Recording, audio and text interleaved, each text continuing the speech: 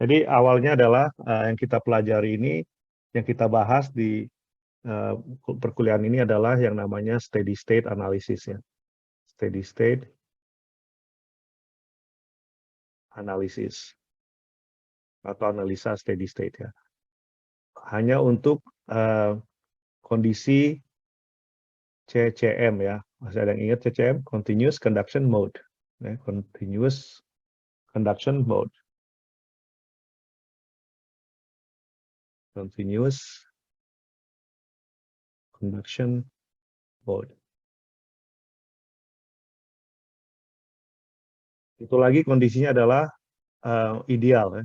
Jadi komponen-komponen yang ada di dalam rangkaian yang kita bahas seperti bug itu kita anggap ideal. Jadi tidak ada loss-nya. Nah, tiga rangkaian yang dasar adalah yang disebut bug, ya bug, boost, sama bug boost. Ya. Nah ini dasar ini ya, tiga rangkaian dasar. Karena bentuknya serupa ya, jadi terdiri dari untuk power stage-nya, jadi analisa power stage-nya saja. Tiga-tiganya ini mirip ya. Jadi terdiri dari tiga komponen utama. Ya. Dan ini cara menerangkannya saya anjurkan untuk memulai dengan huruf T. Ya. Huruf T seperti ini untuk bug, untuk boost, untuk bug boost. Ya, sama semuanya mulainya dari T ya.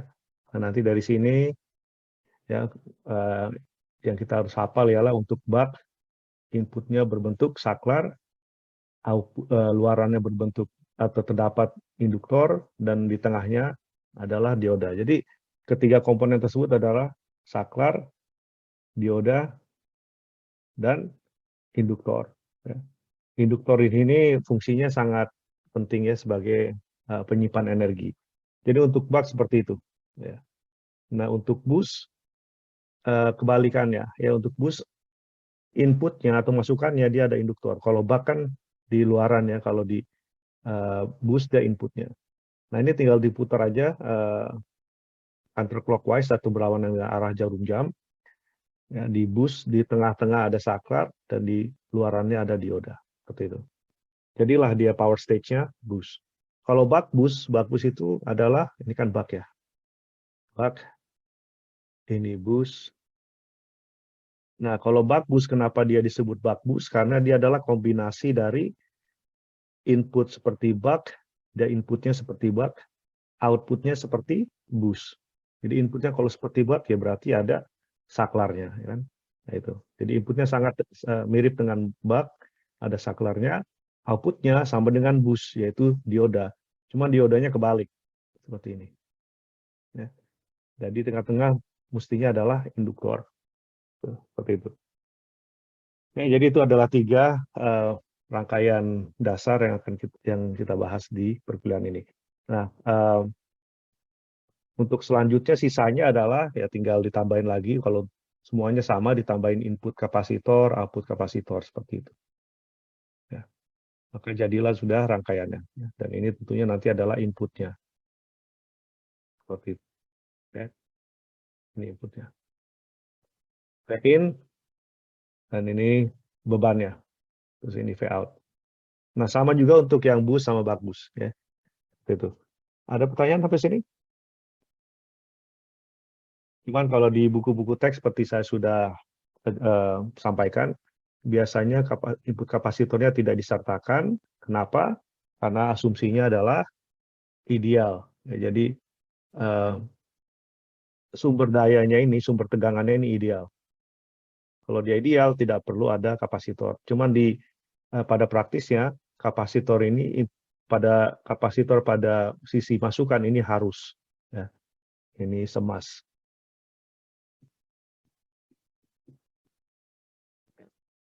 Ini harus hukumnya. Ya. Oke. Nah, apalagi yang kita bahas sebagai rangkuman? Ya, yang kita bahas pertama kali adalah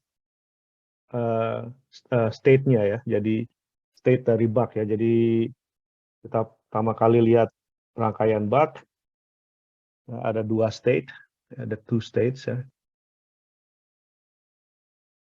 Yang satu adalah ketika saklarnya on, switch on, dan pada saat saklarnya off, switch off. Right? Ini hanya 2 dia ya. Jadi saya gambar lagi baknya di sini. Seperti ini gambarnya kan kalau bak. Ya. Ini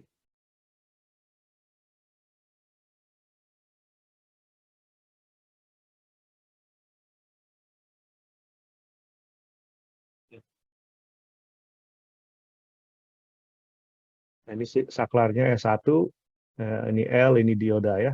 Ini C out ya. Nah, kalau switch-nya on, apa yang terjadi? Kalau switch-nya on, bayangin kalau switch-nya on, ini sebagai rangkuman saja. Kalau switch-nya on, maka yang terjadi adalah rangkaiannya berubah menjadi rangkaian seperti ini.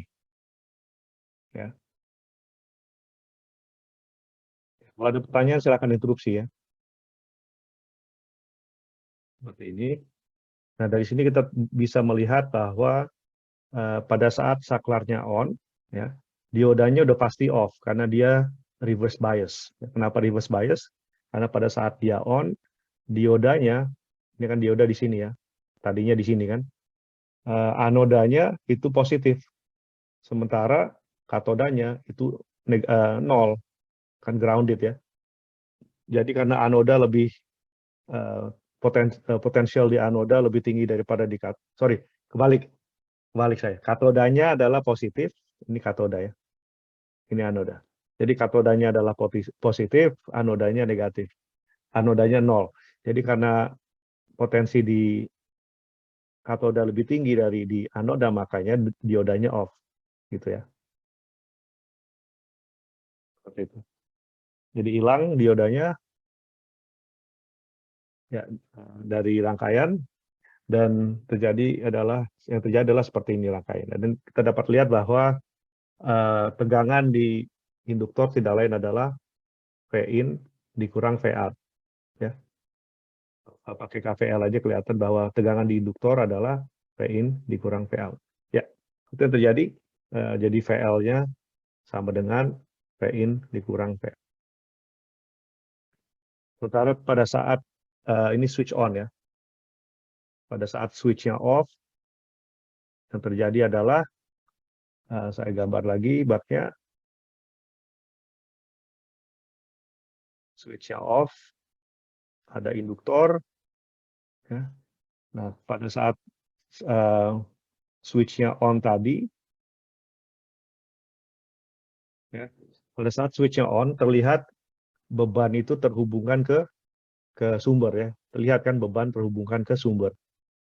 Ada hubungan. Sementara kalau saklarnya di off, kita memutuskan adanya kontak antara sumber daya dan beban. Jadi kelihatan di sini kan kalau switch-nya off, tidak ada lagi hubungan antara sumber tegangan ke beban. Dengan demikian yang terjadi adalah induktornya ini akan dipaksakan untuk mengeluarkan energinya. Pada saat S1-nya on ini, saklarnya on, ini induktornya ini kita charge. Kita simpan energi. Pada saat saklarnya off, induktornya kita paksa untuk mengeluarkan energinya. Ya. Pada saat dia mengeluarkan energinya, dia polaritasnya berbalik. Kalau tadi kan plus minus, sekarang menjadi minus plus. Ya. Seperti itu. Jadi dia berubah peran menjadi sumber daya. Kalau sumber daya kan selalu minus plus seperti ini kan. Selalu arus itu meninggalkan sisi positif kan. Seperti ini kan pada saat saklarnya on, lihat arus ini meninggalkan sumber tegangan itu di sisi positifnya kan. Sama juga ketika induktor berubah fungsi dari menerima energi menjadi sumber energi, maka dia polaritasnya berbalik, minus plus. Seperti itu. Jadi arusnya meninggalkan positifnya. Nah, ini akan hanya terjadi kalau misalnya diodanya on. Karena kalau bayangin kalau diodanya nggak on ya, nggak akan ada cara supaya arusnya ini bisa berbalik ke induktor. Karena lingkarannya terbuka kan, jadi ada lingkaran tertutup. Ya karena dia minus di sini, induktornya berbalik polaritas, maka kita kalau saya gambar lagi diodanya di sini, ya, maka katodanya, kalau kita lihat katodanya berada pada posisi negatif ya, sementara anodanya berada pada polaritas 0, tetap 0 karena dia grounded kan. Nah, mana yang lebih positif? Tentunya anoda lebih positif dari katoda, 0 lebih positif dari negatif ya. Maka ini akan terjadi forward bias namanya. Jadi dioda on. Dan ini sangat diperlukan untuk memfasilitasi arus supaya dia bisa berputar balik seperti itu. Ya, itu yang terjadi. Nah, dari sini kita lihat untuk polaritas di induktor tetap kita pakai referensi yang sama walaupun sebenarnya polaritas pada saat ini adalah negatif positif, tapi untuk supaya konsisten dengan referensi polaritas tetap kita pakai plus minus di sini ya. Nah, seperti kita lihat kalau misalnya diodanya ideal, maka tegangan di induktor pada saat ini tidak lain adalah minus V out ya. Kita bisa lihat dari loop yang di sini. Ya, minus plus plus minus gitu kan. Oh sorry, plus minus plus minus. Jadi ini VL di sini. Plus positif negatif positif negatif. Ya, jadi makanya VL adalah minus V out, gitu ya. Ada pertanyaan sampai sini? Jadi rangkumannya memang cukup panjang karena sudah lebih dari seminggu yang lalu, jadi saya harus make sure adik-adik semua masih ingat. Setelah ini apa? Setelah ini kita melihat menurunkan steady state transfer function, ya, V out over V in. Cara yang paling mudah adalah metodenya dengan cara saya menjelaskannya dengan dua metode. Cuman metode yang saya anjurkan yang paling cepat adalah Volt second balance, ya, Volt second balance, yang menyatakan bahwa nilai rata-rata tegangan di induktor itu adalah 0. Jadi VL on, T on, VL off, T off ini harus sama dengan 0. Tuh. Ya, dan saya sudah sampaikan juga bahwa untuk buck boost sama buck boost, jadi untuk buck boost sama buck boost dan juga banyak topologi yang lain. Ya. Cara ini cukup sederhana karena dari persamaan yang kita turunkan, ya, dari persamaan awal yang kita tulis, ya, saya tulis lagi di sini, VL on, T on gitu kan ya, plus VL off, T off sama dengan 0. Untuk ketiga rangkaian tersebut dan juga banyak yang lainnya, itu kita sudah tahu 2 dari 4 ini kan yang kita perlu tahu dari persamaan awal adalah 4 ya, 4 parameter, VL on, VL off, T off. Kita sudah tahu 2 dari sini, yaitu T on yang selalu sama dengan DT dan T off yang selalu sama dengan 1 dikurang D kali T. Ya. Dan ini tinggal kita masukkan saja di sini, di persamaannya menjadi seperti ini. Udah. Ya, jadi pada saat kita menurunkan persamaan untuk transfer function, ya, 2 dari 4 sudah kita tahu langsung, sementara yang kita perlu cari tahu adalah VL on dan VL off. Ya. Makanya tadi saya bahas tentang VL on, VL off di sini. VL on-nya ini, VL off-nya ini. Di VL on itu apa? VL on itu adalah tegangan pada saat saklarnya on, sementara VL off adalah pada saat saklarnya off. Dan untuk buck, jadi yang membedakan adalah VL on dan VL off ya. Jadi untuk setiap rangkaian, mayoritas ya, rangkaian yang dimana kita bisa menulis persamaannya seperti ini, yang membedakan adalah VL on sama VL off-nya. Untuk buck, VL on-nya tadi adalah V in dikurang V out, gitu kan ya, PT, sementara untuk VL off-nya adalah minus V out. Nah, dari sini tinggal aljabar ya, penurunannya tinggal aljabar saja, karena setelah ini kita dapatkan transfer function-nya yaitu V out sama dengan D kali V in. Ya, dan ini bukti bahwa untuk buck, karena duty cycle itu lebih kecil dari 1, makanya tegangan luaran selalu lebih kecil dari tegangan masukan. Ya. Ini jadi step down. Oke. Jadi ini bukti bahwa rangkaian buck itu hanya bisa step down, dan ini rangkaian ini, bukan rangkaian apa, transfer function ini, P out over V in, sama dengan D, ya, dari sini. Ini sekali lagi hanya valid kalau kondisinya adalah CCM, steady state, dan satu lagi, ideal. Ya, ideal. Oke. Ya, ada pertanyaan sampai sini? Dan juga seperti kita lihat di transfer function ya, kita bisa catat bahwa ternyata transfer function ini tidak ada fungsi, tidak ada ketergantungan pada arus luaran. Jadi does not depend on I out. Ya, jadi terserah mau bebannya berapa ampere, dia tetap sama nih. V out over V in sama dengan D. Jadi nggak ada di dalam persamaan transfer function ini nggak ada I out-nya kan. Cuman khusus V out, V in sama D gitu. Ya. Oke. Selain itu apa yang kita bahas lebih dari seminggu yang lalu? Kita bahas adalah induktor. Ya, kita pelajari bahwa induktor di buck itu bentuk gelombang arusnya adalah seperti ini. Segitiga ya, arusnya segitiga. Segitiga, charging, discharging, charging, discharging gitu ya. Nah, ini pokoknya segitiga ya, ini harusnya lurus semua nih, garis-garisnya. Jadi pada saat saklarnya on, S1 on, ya, dia charging, nyimpan energi. Pada saat saklarnya off,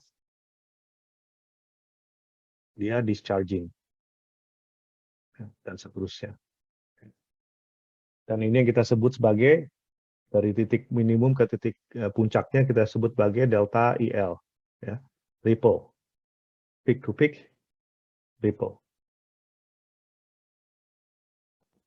Dan ini untuk besaran yang rata-ratanya seperti ini ya, di tengah-tengah antara kedua titik minimum dan puncak itu adalah besaran rata-rata.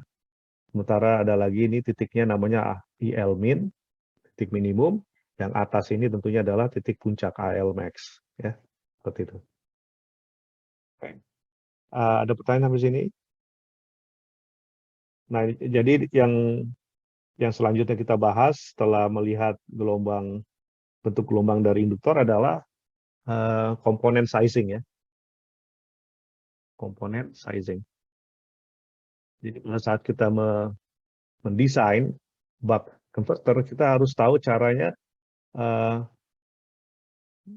how to select ya. Jadi cara memilih komponen-komponen yang utamanya adalah L, kemudian switch-nya ya tentunya, dan kemudian diodanya, dan kemudian kapasitornya ya, in sama out. Seperti itu. Jadi harus nih ya, dan pada praktisnya kalau misalnya kita mendesain DC to DC converter ya, itu biasanya yang kita dapatkan, yang kita sudah diberikan adalah parameter-parameter yang kita sudah tahu adalah biasanya ya adalah V-in, ya, V-in min, V-in max, kemudian untuk luarannya yang biasa kita tahu adalah V-out max, jadi maksimum daya rating dari konverternya. Kita juga akan tahu V-out average, ya, jadi berapa tegangan yang diharapkan dari DC to DC converter tersebut, gitu ya. Ini biasanya yang dikasih tahu ini. Nah, yang lain-lain itu kita bisa hitung atau bisa kita pilih. Contohnya yang bisa kita hitung dan pilih adalah efficiency. Ya, jadi assume efficiency, frequency, switching frekuensinya, ya. Dan apa lagi ya? Selain ini,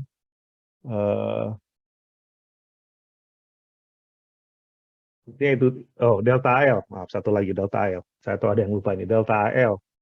Jadi peak to peak ripple arus dari induktornya itu berapa? Ini kita tentukan sendiri.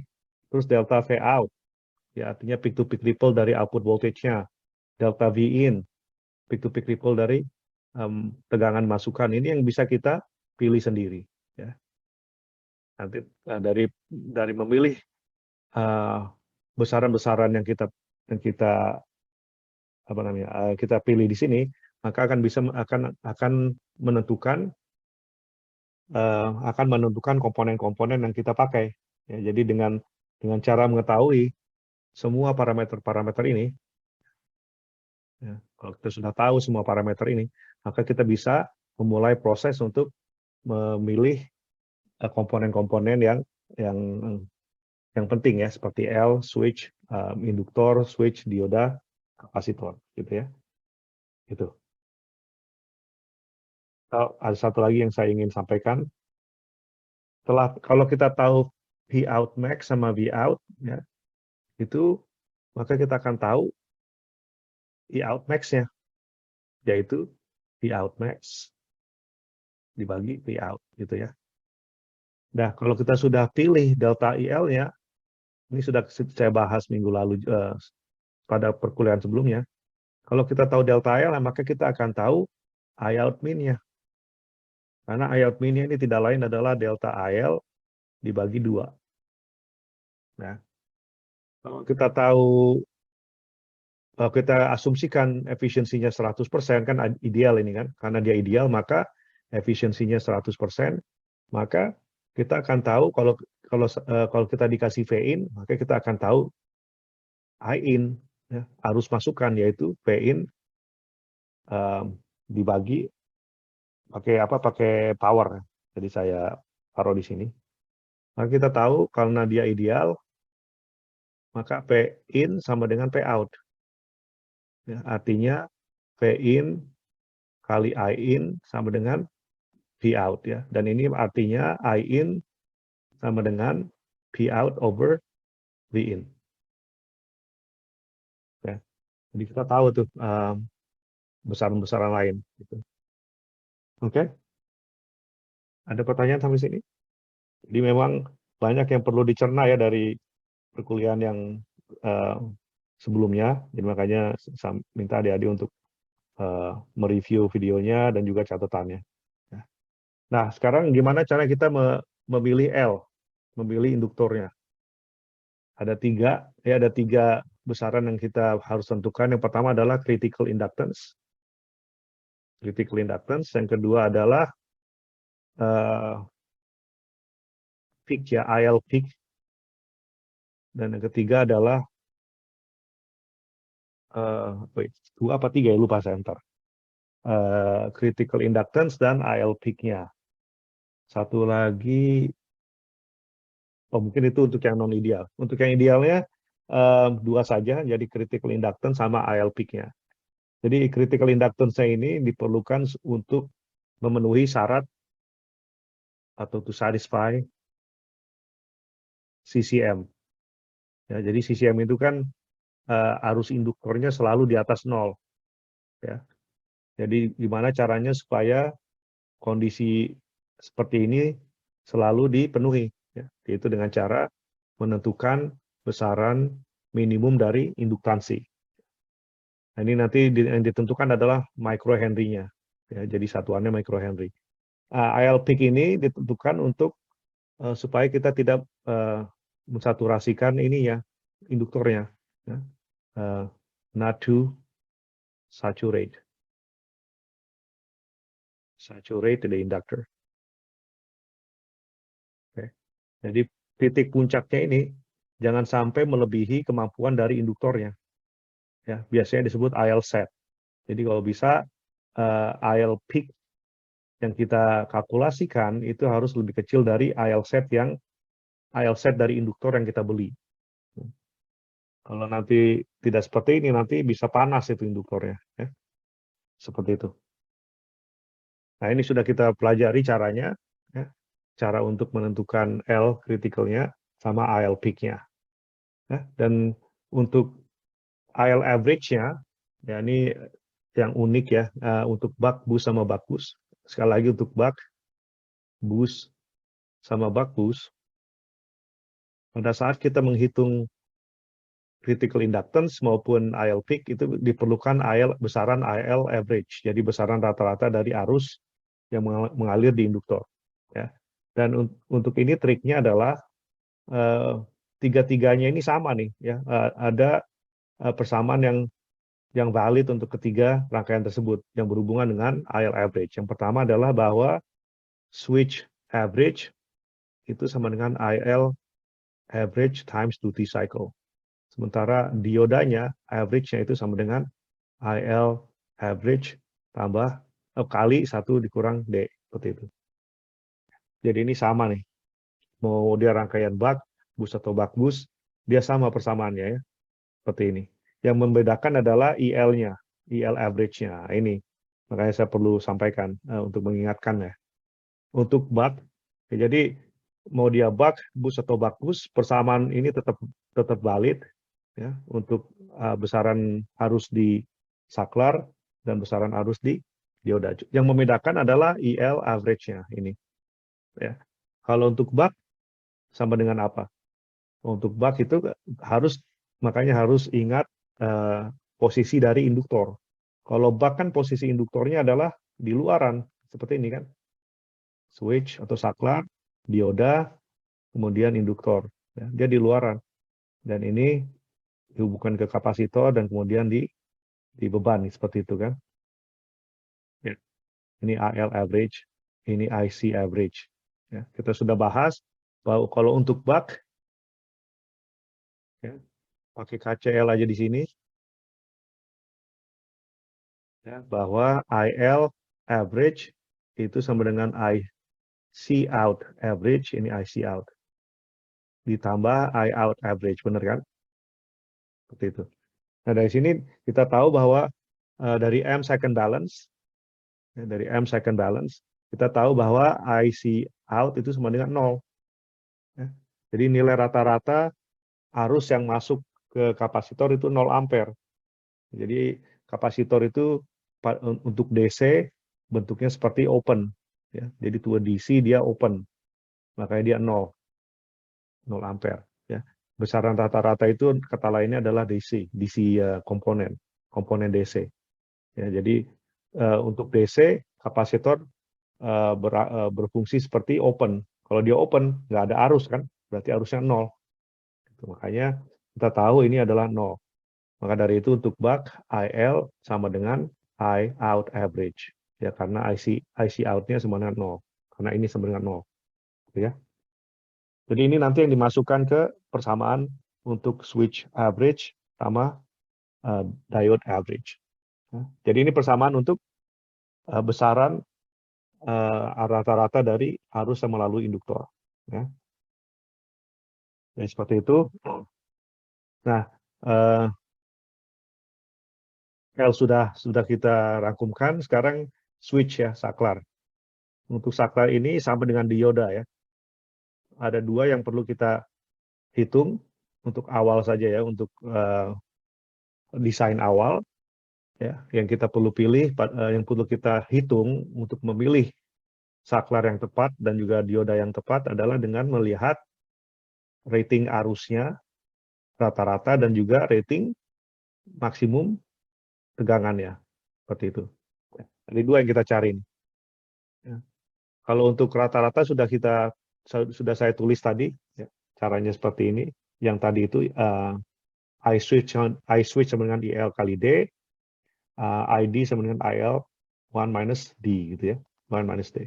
Jadi ada sudah kita bahas tadi bahwa untuk switch itu sama dengan IL kali D, untuk dioda itu sama dengan IL kali 1 minus D gitu ya.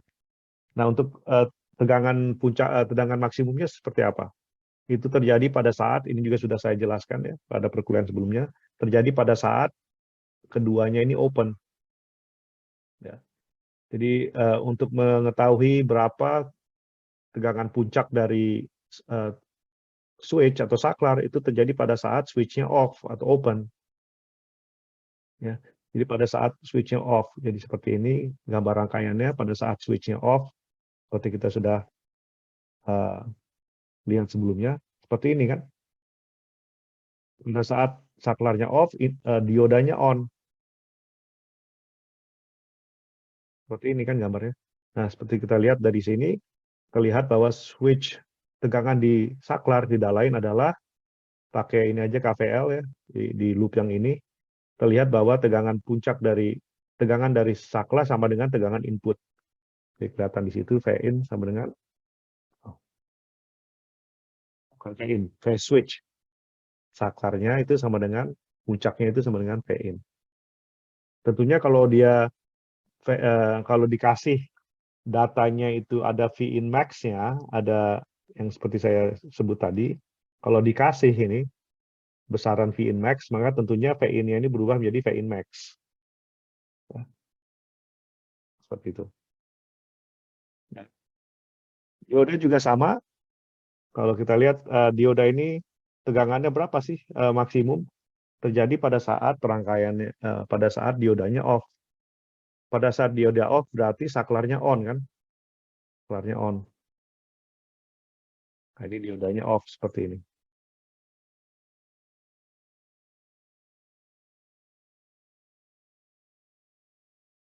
Nah, seperti ini. Nah, dari sini kita bisa melihat bahwa ini diodanya nih. Bahwa tegangan di dioda itu sama dengan tegangan di input. Kelihatan kan? Jadi dari sini kelihatan bahwa titik puncak tegangan di dioda tidak lain adalah V-in max. Seperti itu. Ya.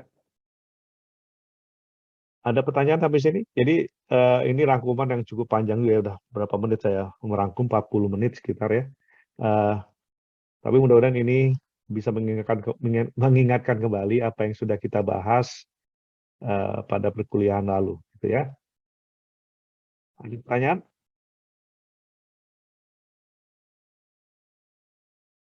Ada?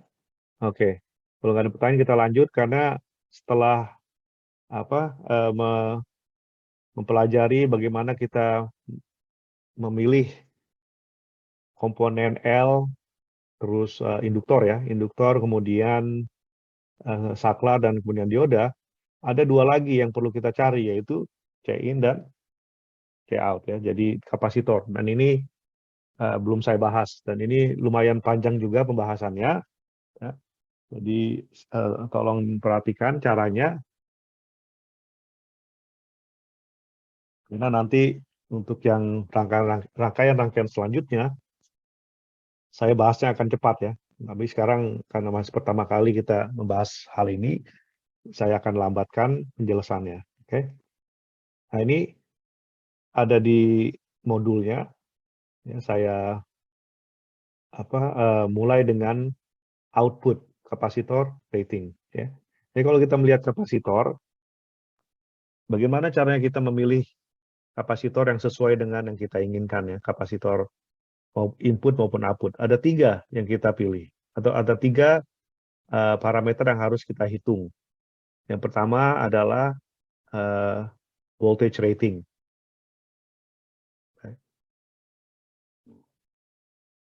Atau PC max lah ya, atau puncaknya ya. Itu. Yang kedua adalah critical capacitance. Critical capacitance. Jadi berapa mikrofarad yang minimum dari besaran minimum mikrofarad yang diperlukan, dan ini biasanya tergantung pada berapa jumlah besaran peak to peak ripple yang kita inginkan. Delta V, C, sorry. Ya, ini biasanya kita pilih, we choose. Ya.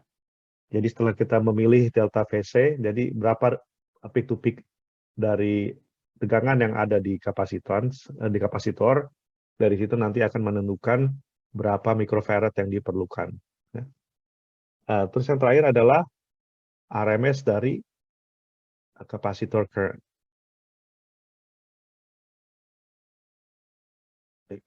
High RMS.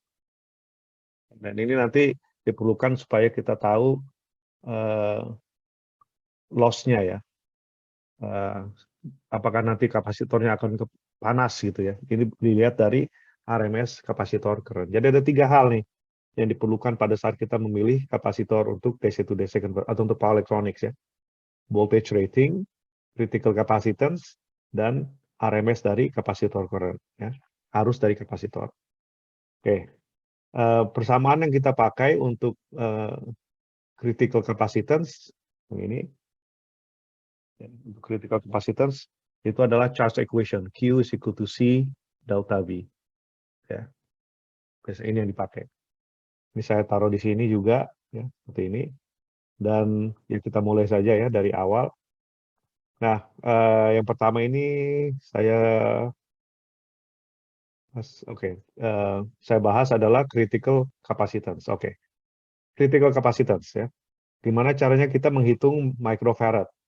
Ya, microfarad dari kapasitor. Dan ini tergantung dari lokasi atau posisi dari kapasitornya.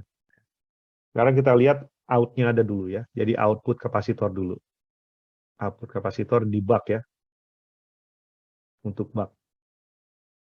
Kita harus gambar lagi buck-nya. Seperti ini gambar buck.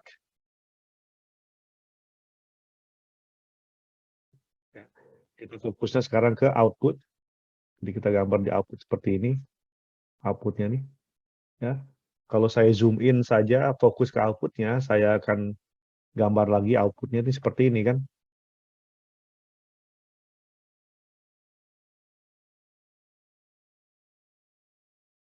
Seperti ini gambar outputnya. Ya. Ini V out. Ini I out. Ini IL. Dan ini IC. Saya mungkin jangan pakai besaran rata-rata ya. Jadi langsung besaran, bukan besaran apa, instantaneous value. Jadi IL of T,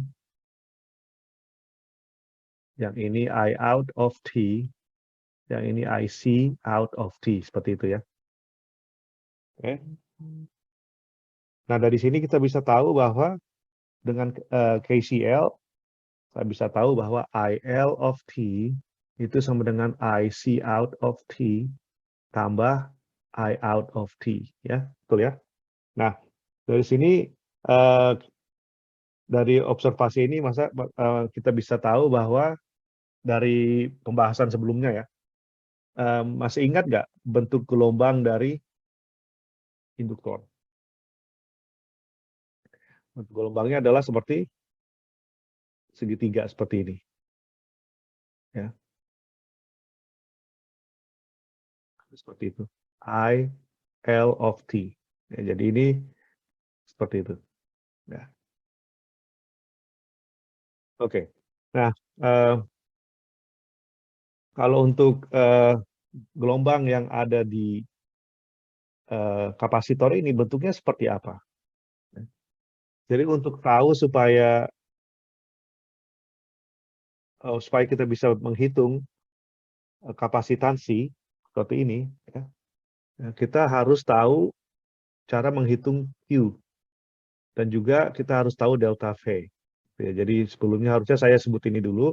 Jadi untuk mengetahui bisa menghitung berapa C-nya di sini, microfaradnya, dari persamaan ini kita harus tahu dua, Q sama delta V. Ya, karena C-nya di sini kan. Jadi dari sini kita tahu bahwa C sama dengan Q dibagi delta V. Ya, jadi delta V ini kita pilih sendiri. Ya, jadi untuk output biasanya kita milih, oke, berapa peak-to-peak ripple on the outputnya yang kita perlukan. Ya.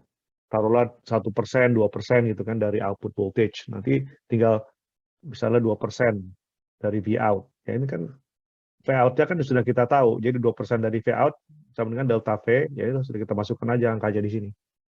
Yang agak rumit adalah Q. Untuk supaya kita bisa menghitung Q, kita harus tahu bentuk gelombang dari arus yang melalui kapasitor. Jadi untuk mengetahui Q, kita harus tahu shape of the waveform, current waveform. Nah, Alvin harusnya saya sebut dulu tadi.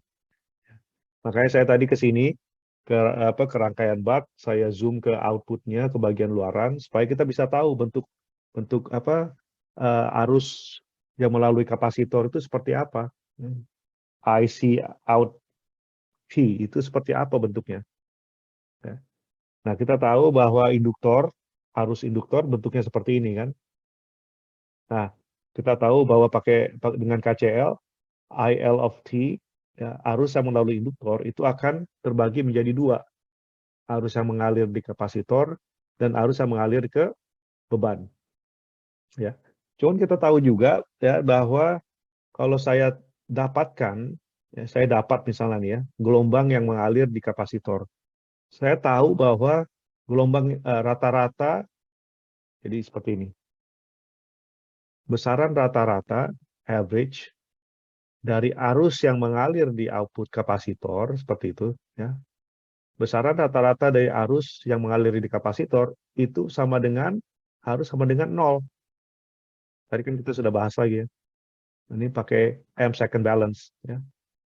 Sama dengan 0. Jadi kalau dilihat dari arusnya sendiri, ada sih arus yang mengalir di kapasitor, cuman rata-rata dari arus tersebut itu harus sama dengan 0. Nah, sekarang tanya gimana ya supaya kita bisa tahu menggambar IC out of T dengan informasi yang seperti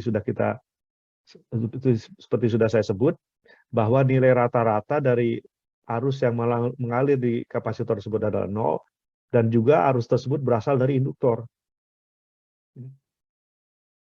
Gimana caranya? Ya berarti kan nilai rata-rata tersebut adalah berasal dari induktor sendiri. Ya, jadi saya ganti warna lah ya. Ini kan nilai rata-ratanya harusnya 0 kan ya. Nilai rata-rata dari arus di induktor itu kan seperti ini. Dia flat ya, nilai rata-ratanya. IL average. Nah, jadi IL average ini ya. Jadi rata-rata dari IL of T itu kita sudah bahas sebelumnya sama dengan I out of IL average. Benar kan? Yang sebelumnya saya sudah rangkumkan. Oh, maaf nih. Yang sebelumnya saya sudah terangkan. Jadi untuk average ya, arus yang melalui induktor itu sama dengan average arus yang melalui kapasitor tambah average arus yang melalui output. Ini kan sama dengan I out karena ini 0, ya kan? Jadi saya tahu bahwa IL average itu tidak lain adalah I out average untuk bak ya, untuk bak. Nah, dari sini saya tahu bahwa nilai besaran rata-rata dari arus yang melalui induktor ini besar rata-rata nih, kan? Dari sini ke sini. Ini tidak lain adalah IL average, yaitu sama dengan I out average. Ya, jadi di sini sama dia. Nah ini berarti supaya arus yang mengalir di kapasitor itu 0 rata-ratanya, berarti saya harus mengambil besaran rata-rata dari arus yang mengalir di induktor. Artinya kalau saya tarik nih nilai rata-ratanya, saya tarik dari arus di induktor, maka arus induktornya akan turun seperti ini.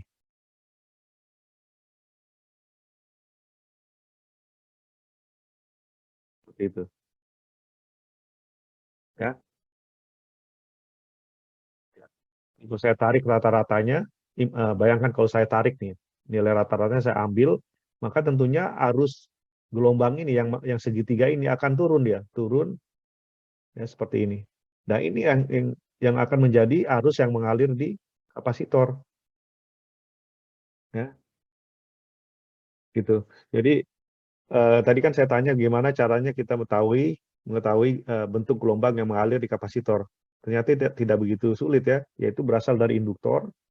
Dari induktor di sini kita ambil aja besaran rata-ratanya. Kalau kita ambil maka gelombangnya akan turun seperti ini. Nah ini kalau kita rata-ratakan ini 0 nih. Jadi area yang positif ini sama dengan area yang negatif. Jadi kalau saya rata-ratakan, itu sama dengan 0. Sesuai yang kita harapkan. Gitu. Paham ya? Ada pertanyaan sampai sini? Nah, kalau seperti ini, bentuk arus yang melalui luaran itu seperti apa? Tidak lain adalah rata saja dia. Rata dia. Ini. Ini arus yang melalui output, I out of T. Jadi rata saja dan besarannya tentunya sama dengan IL average. Ya, ini sama dengan IL average. Jadi rata-rata dari arus yang mengalir di induktor itu mengalir di luaran, ya, di sisi luaran. Nah, ini sama dengan I out average, ya kan? Jadi I out average sama dengan IL average. Oke. Seperti itu. Jadi agak konsepnya agak ini sih ya, kalau tidak memperhatikan dengan sesama agak membingungkan. Ya, tapi intinya KCL ya. KCL arus yang melalui induktor itu sama dengan arus yang mengalir di kapasitor ditambah arus yang mengalir di resistor. Silakan dijumlah aja nih.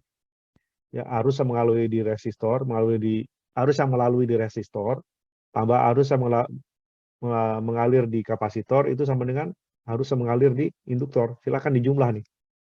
Kalau nggak percaya ya. Jadi ini tambah ini sama dengan yang atas kan? Benar kan? Ini yang saya gambar di modul seperti ini. Ya. Jadi arus yang melalui induktor itu split ya. Terbagi menjadi arus yang mengalir di kapasitor dan yang mengalir di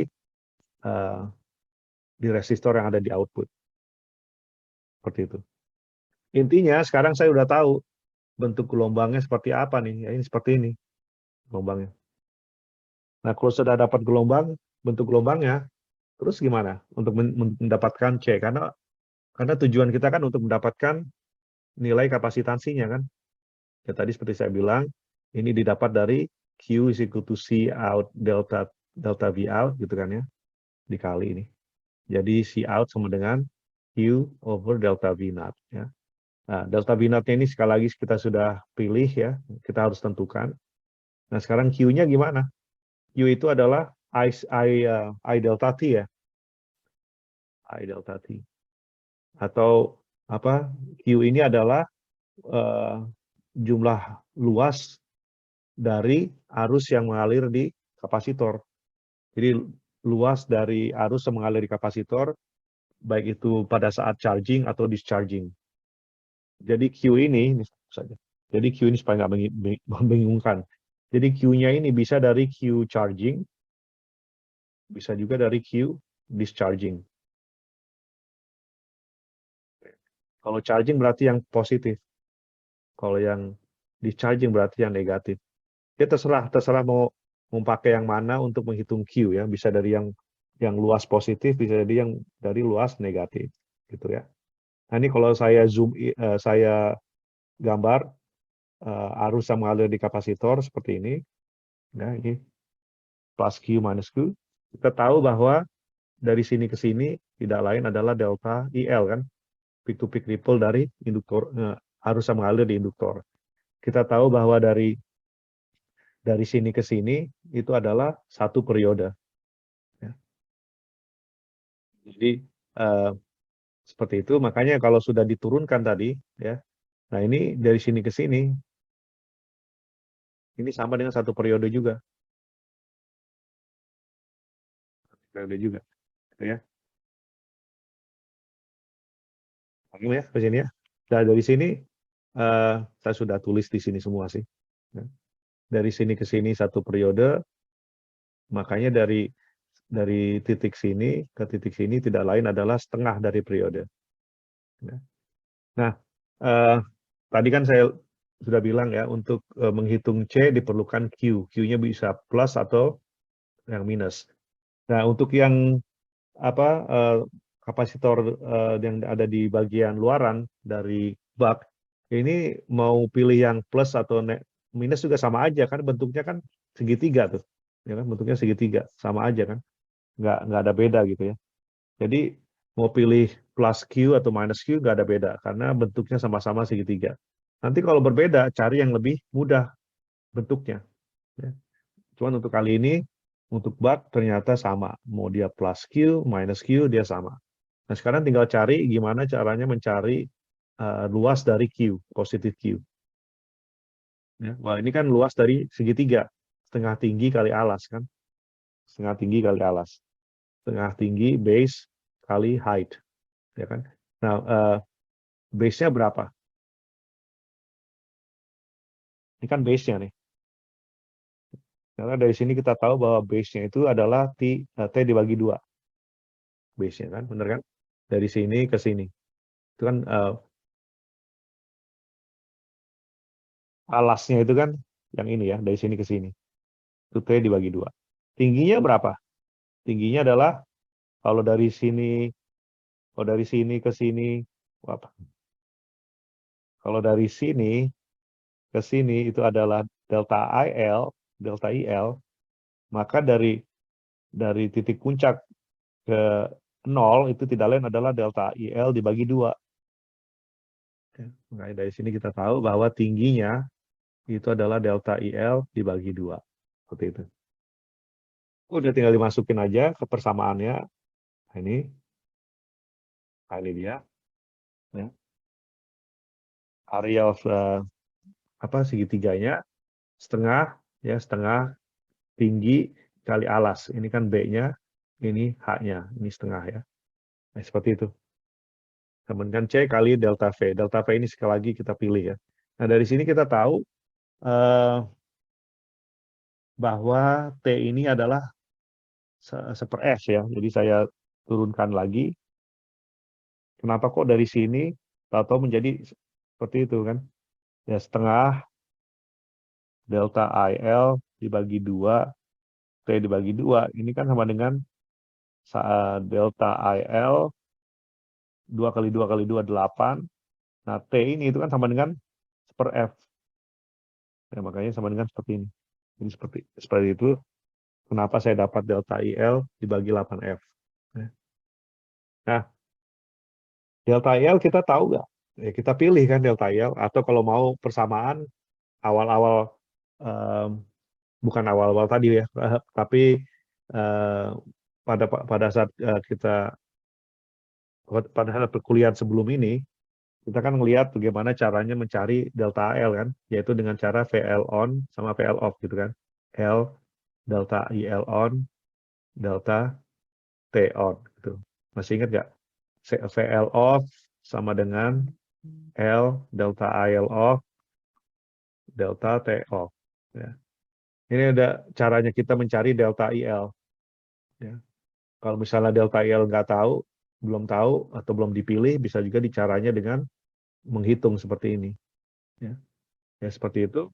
Uh, saya pakai yang off. Taunya dari mana? Dari sini, dari 1 minus D-nya ini. Ya.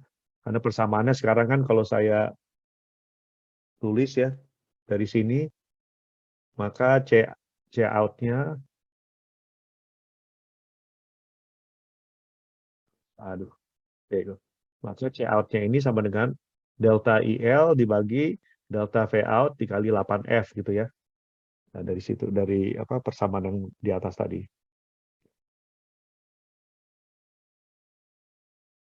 Benar ya? Saya cek sekali lagi. Delta IL, kita cari C out-nya, maka C out-nya sama dengan delta IL dibagi 8F dibagi ya, betul. Ini berarti udah betul ya. Tolong dikonfirmasi ini, berarti dari sini, awalnya dari sini. Ya. Nah, jadi yang sekarang menjadi pertanyaan adalah delta IL-nya ini. Delta IL itu bisa diturunkan dari VL on, bisa juga dari VL off. Saya pilih delta IL off, dua-duanya sama sih kan. Karena dia kan peak to peak ripple, jadi delta IL on itu sama dengan delta IL off. Dia terserah mau milih persamaan dari delta IL on atau delta IL off, terserah. Cuman saya pilih dari delta IL off. Kalau saya pilih dari delta IL off, berarti apa tuh? Sama dengan VL off. Oh, nih. Delta IL off sama dengan VL off dikali delta T off dibagi L. Betul ya? Dari sini. Oke. Nah, kita tahu tadi bahwa VL off, tegangan di induktor pada saat saklarnya off adalah minus V out. Ya kan? Cuman ini pakai absolut saja, jadi sama dengan V out. Delta T off-nya itu adalah 1 minus D times T, dan L-nya adalah L. Nggak usah diapa-apain L-nya gitu ya. Jadi seperti itu, makanya saya masukkan, saya masukkan persamaan delta IL off ini persamaan yang barusan saya turunkan ini, saya masukkan ke sini.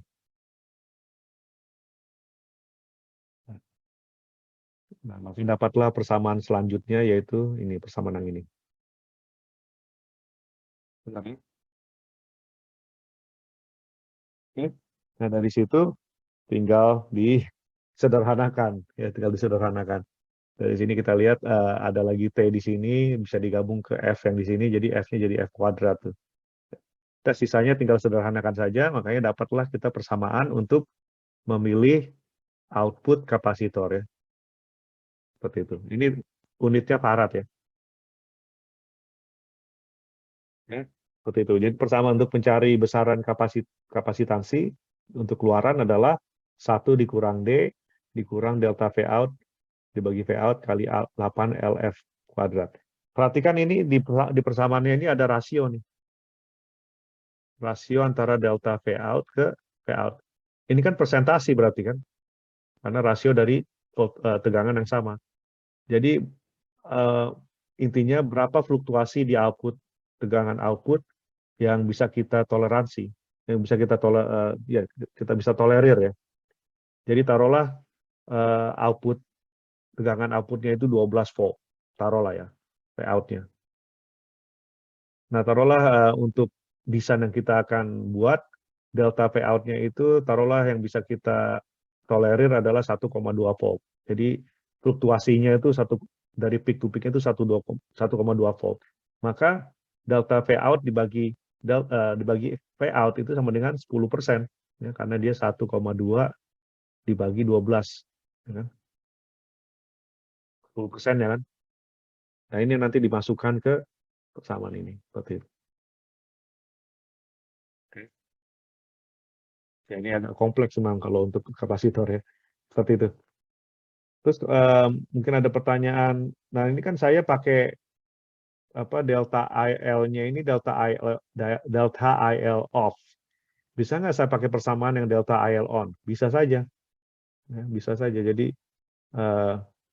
persamaan awalnya tadi kan nanti hasilnya akan sama. Delta IL 8F ya. Kalau saya nggak salah. Delta IL. Delta V out-nya lupa.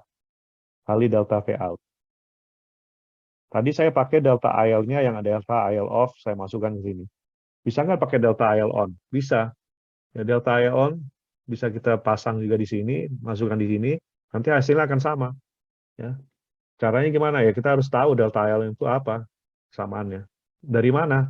Dari sama tadi VL on is equal to L delta IL on delta T on. Ya, seperti itu. Delta IL on berarti delta IL on sama dengan apa tuh? Sama dengan VL on kali delta T on dibagi L. Bukan? Ya. VL on tadi kita sudah pelajari bahwa pada saat saklarnya on, VL on itu adalah V in minus V out. Ya, makanya kita masukkan aja ke sini. In minus V out. Delta T on itu tidak lain adalah DT kan. Bagi L. Udah. Dapat persamaannya seperti ini. Masukkan ke sini. Ke delta L. Ya. Seperti itu. Jadi bisa untuk memakai delta IL on. Serah mau pakai yang mana. Ada pertanyaan sampai sini? Yang paling mudah tentunya adalah ini dari ketiga rating yang kita harus cari. Tadi saya bilang ada 3 ya untuk kapasitor. mana dia? Oh, ini dia. Voltage rating, critical capacitance, sama RMS. Yang critical capacitance itu tadi barusan, ya lumayan panjang kan pembahasannya. Kalau untuk voltage rating, ya ini mudah, tergantung pada posisi kapasitornya juga ya. Kalau untuk buck, ya untuk buck kan kita bisa lihat dengan mudah bahwa kapasitornya ini berada di seberang dari tegangan luaran. Berarti paling maksimum tegangan yang dilihat oleh kapasitor tidak lain adalah tegangan luaran. Jadi VC out max adalah V out average. Jadi VC out maksimum tidak lain adalah V out average. Kalau mau ditambah fluktuasinya bisa. Tadi kan saya lihat, saya sudah sebut tentang delta V out ya. Bisa juga kalau mau tambah delta V out dibagi 2. Nah, ini lebih akurat lagi. Ini lebih akurat lagi. Oke. Pertanyaan tapi sih. Itu untuk voltage rating. Nah, ada satu lagi nih. Ya, nah ini paling susah ini ya, tergantung ininya juga sih bentuk gelombangnya ya. Kita sudah bahas gimana caranya mencari kapasitansi ya. Ini voltage rating. Nah, sekarang untuk RMS-nya gimana? RMS current. Berarti kita harus tahu bentuk gelombangnya dulu. Untuk sisi luaran, kapasitor di sisi luaran, kita tahu bentuk gelombangnya seperti ini. Ya. Jadi saya balikkan lagi ke sini. Nggak ada di sini. Di sebelumnya, ya ini. Ini bentuk gelombangnya kan seperti ini. Nah, kapasitor.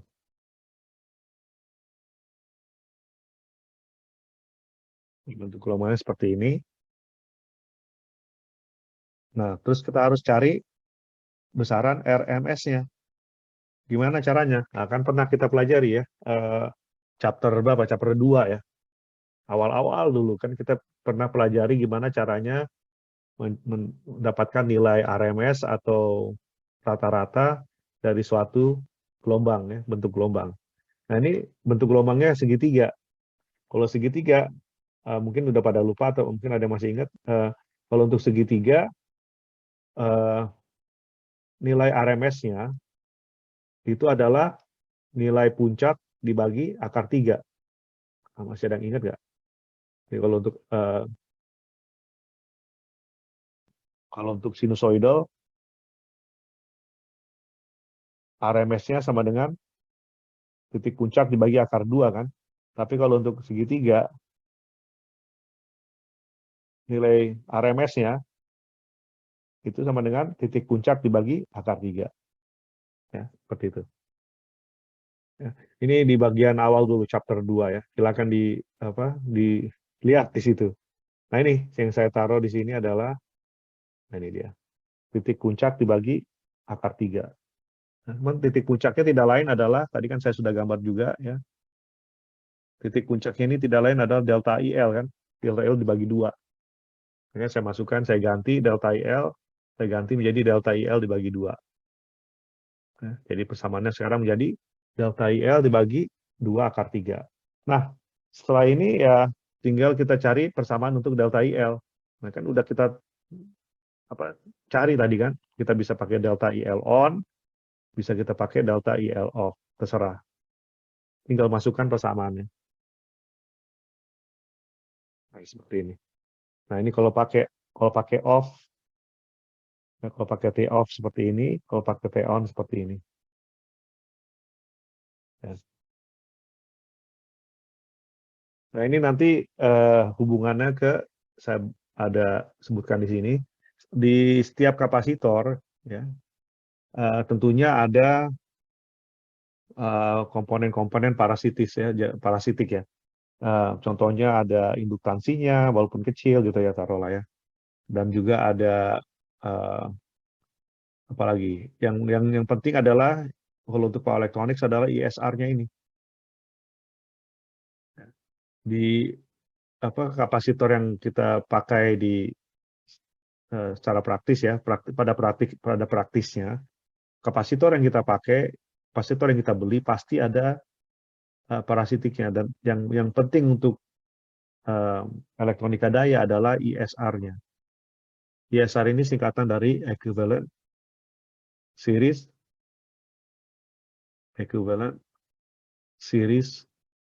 resistance, ya, seperti itu. Nah, kalau sudah kita dapatkan IRMS-nya seperti ini, kalau kita sudah dapat, kalau kita sudah hitung ya IRMS-nya, maka kalau kita sudah tahu juga ISR-nya berapa pada kapasitor tersebut, maka daya yang hilang di kapasitor tersebut dapat dihitung sebagai berikut, yaitu IC RMS square dikali ISR, seperti itu. Untuk menghitung daya yang hilang, ya, daya yang hilang di kapasitor. Jadi pada saat kita memakai kapasitornya, nanti ada daya yang hilang di sini. Watts, ya, ini watts, satuannya watts. Nah, ini cara menghitungnya. Kayaknya di sini. Ya. Ini lumayan panjang ya. Ini pembahasan dari kapasitor, walaupun uh, cuma satu yang saya bahas, tapi ya itu tadi uh, lumayan detail, dan nanti kita lihat ternyata untuk kapasitor yang lain juga sama, prosesnya juga sama, ya, penurunannya juga sama. Ya, kita langsung aja deh kalau gitu ke inputnya, ya. Udah gitu kita take break, ya. Udah gitu kita rehat dulu. Nah, ini kalau tadi kan cuma outputnya aja yang kita lihat, ya. Karena kalau untuk menentukan kapasitor yang ada di input gimana? Tadi saya sudah jelaskan juga kan berkali-kali bahwa untuk bak yang kita pakai di lapangan itu pasti ada input kapasitornya.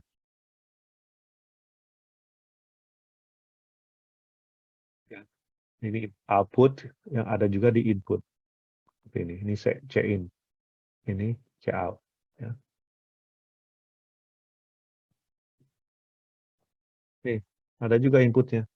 Gimana cara mencari atau memilih kapasitor yang ada di input? Ya sama tiga parameter yang kita cari. Ya kan, critical capacitance, sama juga critical capacitance-nya, terus voltage-nya, sama RMS-nya.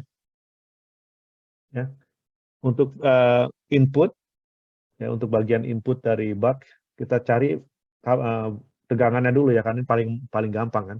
Dari sini kita bisa lihat bahwa kapasitor yang ada di bagian masukan itu lokasinya adalah, atau posisinya adalah berseberangan dengan sumber tegangan. Makanya V cap in max, ya, itu sama dengan VC in peak itu sama dengan V in max. Nah, kalau V in ternyata ada atau delta V in-nya, maka tentunya tinggal ditambah aja delta V in dibagi 2. Paling mudah, ya. Yang paling mudah untuk mencari besaran parameter dari kapasitor adalah voltage rating-nya. Kalau critical cap-nya gimana? Critical cap-nya prosesnya gimana? Sama dengan sebelumnya, ya. Yaitu kita harus tahu bentuk gelombang, kan, waveform of capacitor current. Ini kita harus tahu. Nah, jadi kita harus tahu bentuk arus yang melalui kapasitor ini bentuknya seperti apa gelombangnya.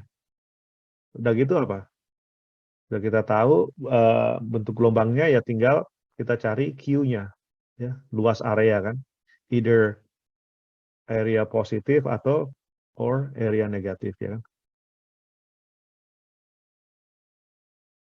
Nah, kalau sudah dapat areanya, terus gimana? Kita langsung aplikasikan persamaan C sama dengan Q sekutu C delta V, ya. Q sekutu C delta V berarti C sama dengan Q dibagi delta V. Itu udah selesai. Jadi tiga step, ya. Cuman step yang pertama bisa panjang, dan step yang kedua bisa jadi panjang juga, ya, tergantung bentuk dari gelombangnya. Nah, pertanyaan pertamanya adalah seperti apa bentuk gelombang yang ada di input kapasitor. Nah, ini saya akan ada nggak di sini? Ya, ada. Ini pada input di buck seperti ini kan gambarnya inputnya, ya. Kita lihat pakai KCL aja, bahwa I switch itu sama dengan I in plus IC. Ini. Benar ya? Jadi arus yang mengalir di saklar itu sama dengan arus yang mengalir di kapasitor tambah arus yang mengalir dari input. Seperti itu. Nah, kalau untuk rata-rata, I switch average itu sama dengan IC in average tambah I switch, salah. I in, bukan I switch. There you go. I in average. Ya, seperti itu. Cuman kita tahu bahwa IC in itu sama dengan 0 ampere, karena dia rata-rata ya. Nilai rata-rata dari arus yang mengalir di kapasitor udah pasti 0. Nah, kita tahu dari sini bahwa I switch average itu tidak lain adalah I in average. Ya. Nah, ini observasi yang pertama. Observasi yang kedua adalah dari persamaan ini, ingat ya, kita ingin tahu bentuk gelombang yang arus yang mengalir di kapasitor. Ya. Ini saya tahu yang ini, observasi yang kedua juga saya tahu dari sini, bahwa gelombang yang melalui, bentuk gelombang yang melalui kapasitor itu sudah pasti bagian dari bentuk gelombang yang ada yang mengalir di saklar. Dari KCL ini kelihatan kan bahwa arus yang mengalir di saklar itu berasal dari dua arus, yaitu input dan kapasitor. Makanya bentuk gelombang yang kita tahu dari saklar sudah pasti nanti mirip dengan bentuk gelombang yang ada di kapasitor. Ya. Apakah kita sudah pelajari bentuk gelombang yang ada di saklar? Sudah ya, perkuliahan sebelumnya. Tadi saya sudah gambar bentuk gelombang yang ada di induktor seperti ini kan. Nah ini. Nah kalau ini bentuk gambar yang bentuk gelombang arus yang ada di induktor, maka bentuk arus gelombang yang melalui saklar itu seperti apa? Seperti bagian dari induktor ini, yaitu bagian dia pada saat charging seperti ini. Karena induktornya kita charging pada saat saklarnya on, betul kan? Jadi seperti ini bentuk apa? Bentuk arus yang melalui di saklar. Ya. Nah, seperti itu. Itu sudah pelajarin sebelumnya. Jadi bentuknya seperti ini. I switch off T.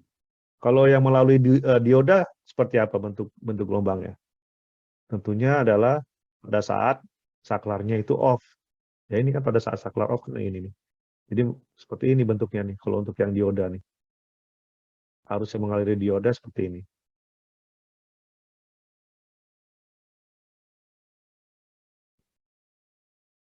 Sisanya lah ya. Nah ini.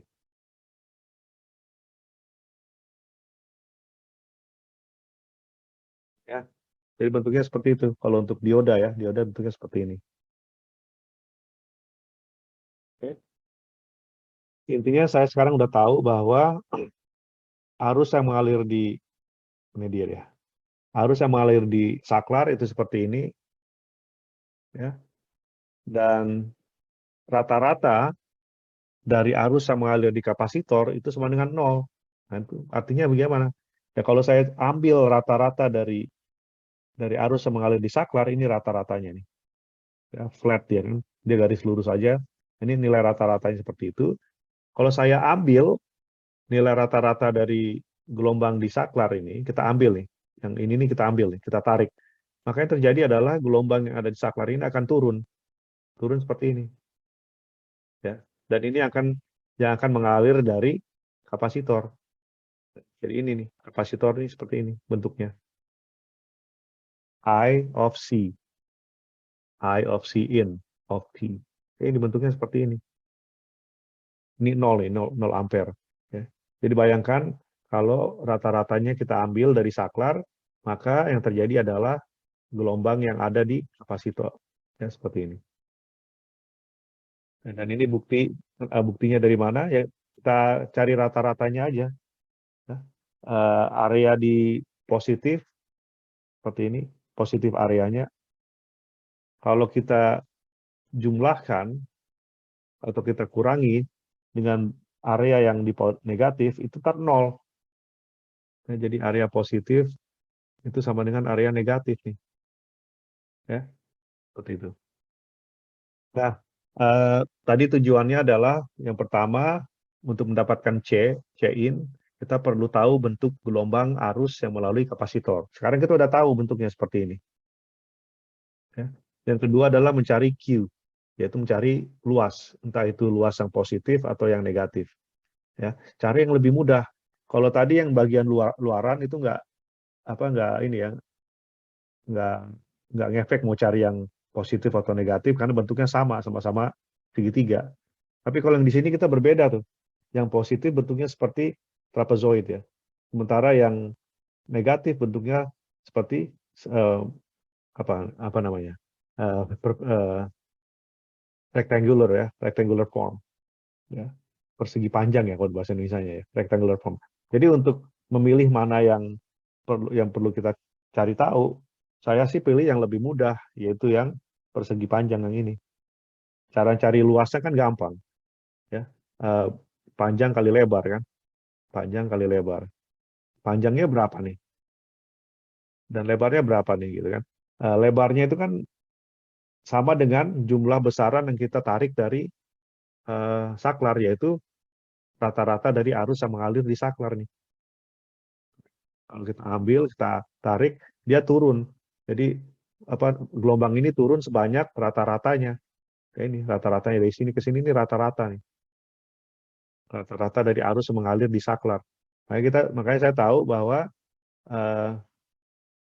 lebar atau ini lebar lah ya, atau tinggi lah ya, tinggi kali lebar. Lebar dari persegi panjangnya itu tidak lain adalah I switch average. Ya. Sementara panjangnya adalah ya ini, panjang ini berapa nih? Sama dengan pada saat, nah ini dari sini ke sini satu periode kan, satu periode dia. Nah berarti dari sini ke sini T on apa T off? T off kan? Ini T on, ini T off. Ya, jadi panjangnya tidak lain adalah T off. Ya, T off itu apa? T off itu kan D 1 kurang D kali T. Itu.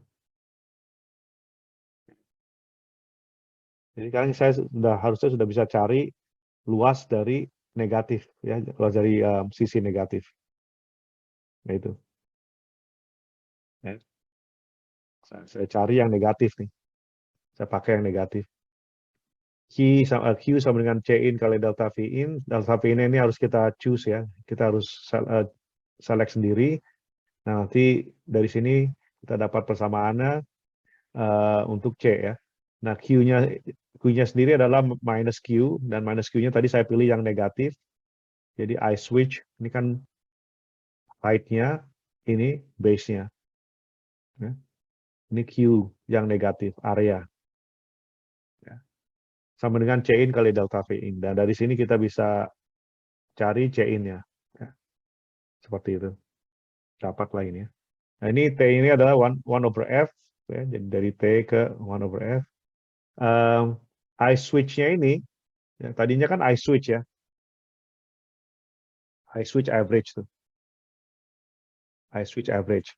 Jadi tadinya ini sebenarnya C in sama dengan I switch average dikali T off. T off itu adalah 1 dikurang D kali T dibagi delta P in gitu kan ya tadinya. Nah, untuk worst case-nya tentunya I switch-nya ini harus yang max, yang maksimum. Makanya berubah menjadi seperti ini. Ya. Oke. Nah, I switch average, kita sudah pelajari belum caranya gimana? Sudah tadi kan yang saya bilang untuk bus sama bus, ya, I switch average itu tidak lain adalah D kali IL. Sementara I diode average itu adalah 1 kurang D kali IL, average. Ya. Jadi sebenarnya kita udah tahu tuh. Ya. Dan untuk buck, IL average itu sama dengan I out average untuk buck. Gitu. Tanya sampai sini. Makanya berubah dia dari apa I switch max menjadi D kali I out max. Ya. Nah, dari sini ke sini. Nah, sekarang kalau yang pertanyaan, kok bisa dari I switch max ke D I out max? Ya dari sini penurunannya nih. Ya. Awalnya adalah dari I switch max ke D kali IL average. Tapi IL average dengan I out. Makanya akhirnya menjadi D kali I out. Ya. Oke. Nah, ini yang terakhir adalah RMS beneran kan? Tadi saya sudah dapatkan VC in max-nya, saya sudah dapatkan C in-nya, critical capacitance-nya, tinggal cari I RMS-nya. Ini yang agak susah karena bentuknya udah rumit nih. Ya. Jadi sekarang bayangin kita harus cari RMS-nya nih. Ini nggak mudah nih, ya. Karena ada dua fungsi kan, fungsi 1 dan fungsi 2. Ya, jadi dari chapter yang nomor 2 apa ya, kita belajar bahwa untuk mencari besaran RMS dari satu gelombang, kita ambil akar kuadrat 1 dibagi T, 0 ke T gitu kan, ingat ya, X of T kuadrat dt. Gitu. Ini makanya agak ruwet ini. Nah, ini. Nah, akhirnya panjang tuh kan persamaannya seperti ini untuk IC RMS. Saya nggak akan jelaskan penurunannya, tapi dari sini mudah-mudahan bisa diikuti. Ya. Oke.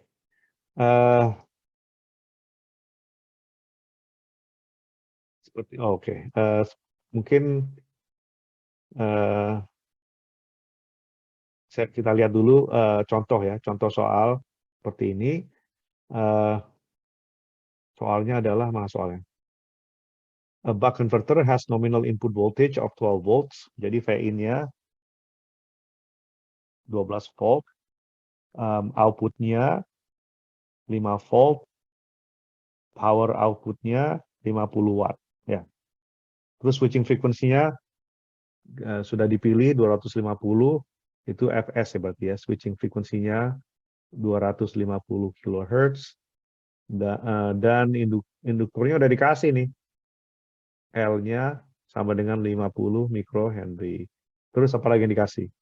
Assume maximum allow peak-to-peak capacitor voltage ripple. Nah, ini delta V out nih. Ya, sama dengan 5%. Itu yang kita tahu ya. Nah, terus yang ditanya adalah determine the critical capacitance dan RMS current rating. Ya. Nah, seperti ini. Ya, ini yang kita tahu ya. Ini given. Ya. Duty cycle-nya sudah bisa dihitung karena sudah tahu V in sama V out. I out max-nya dapat dari V out dibagi V out ya kan. Dapat 10 ampere. Delta IL-nya ini memakai on ini. Kita tahunya dari V in dikurang V out nih. Ini dari on ini. Delta IL on ini. Nah, ini karena V in tahu, V out tahu, duty cycle udah dihitung, L out yang sudah tahu, switching frequency udah tahu, maka dapatlah delta IL. Ya. Nah, dari sini kita bisa hitung critical capacitance-nya, C-in-nya, dari persamaan yang sudah kita turunkan tadi, ternyata diperlukan 16,2 microfarad. Untuk RMS-nya, untuk yang input ya, kita tinggal masukkan ke persamaan yang tadi itu, yang barusan saya kasih, ya seperti ini, arusnya. Untuk output-nya, kapasitansinya, ya ini persamaan yang kita turunkan tadi, ternyata dapat 0,467 mikrofarad. Sementara RMS-nya yang melalui output kapasitor itu 0,067 ampere. Ya. Oke, yang berikutnya adalah hitungan-hitungan untuk memilih komponen. Ini nggak akan saya kupas, silakan dilihat sendiri, karena tinggal pasang ininya, persamaan-persamaan yang sudah kita pelajari, apa yang kita tahu, terus kita kalkulasi duty cycle, nanti dari situ kita tahu critical inductance, ya, MOSFET-nya seperti apa, tegangan sama arusnya, ya kan, tegangan sama arusnya, diodanya juga tegangan sama arusnya, ya, dan kapasitornya, kapasitansinya berapa, ya, nah, seperti itu. Nah, ini bisa disimulasikan, ya, ini open loop ya, kita simulasikan. Nah, ini output voltage-nya dari 12 ke, dari berapa ke berapa ini? Dari 12 ya, dari 12 ke 2,5 ya. Ya, dapat 2,5 seperti ini. Ya. Ini yang dilihat steady state-nya ya, jadi nggak usah dilihat ini awalnya. Ini awalnya disebut transient. Jadi awalnya nggak 2,5. Awalnya ya bisa berapa aja, cuman yang kita lihat adalah steady state. Ya. Steady state-nya 2,5. Jadi seterusnya nih 2,5 nih. Nah, kalau di zoom in untuk arus yang melalui induktor seperti kita sudah harapkan atau ekspektasikan ya, itu bentuknya seperti segitiga. Ya. Dan untuk arus yang melalui saklar itu tidak lain adalah pada saat dia charging. Ya, jadi yang up-nya ini kelihatan kan, korelasinya seperti itu. Sementara untuk yang dioda pada saat dia turun, arusnya turun. Ya. Dan ini peak to peak ripple atau riak ya dari tegangan luaran seperti ini. Oke, mungkin itu saja dulu untuk satu lagi maaf. Satu lagi sebelum kita rehat ya. Nah, ini perlu juga kita ketahui yang namanya input output current karakteristik. Jadi karakteristik dari arus masukan dan arus luaran dari satu topologi. Ya. Jadi arus masukan, arus luaran. Ini semuanya arus ya, arus. Kalau untuk buck converter, saya gambar sekali lagi ya. Untuk buck converter seperti ini kan.